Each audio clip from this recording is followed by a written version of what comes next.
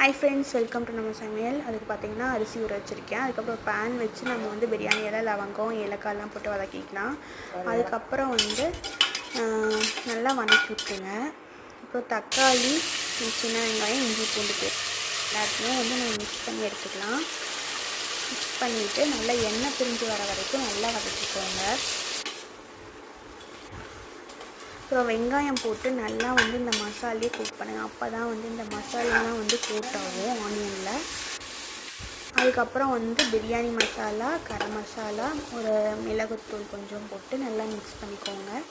அதுக்கப்புறம் வந்து நம்ம காளானை வந்து கழுவி வச்சுருக்கோம், அதை அப்படியே வந்து மிக்ஸ் பண்ணிக்கலாம். உள்ளே போட்டு நல்லா மிக்ஸ் பண்ணி எடுத்துக்கலாம். இது வந்து நல்லா வந்து கோட் ஆகணும், அந்த அளவுக்கு நல்லா மிக்ஸ் பண்ணிக்கோங்க.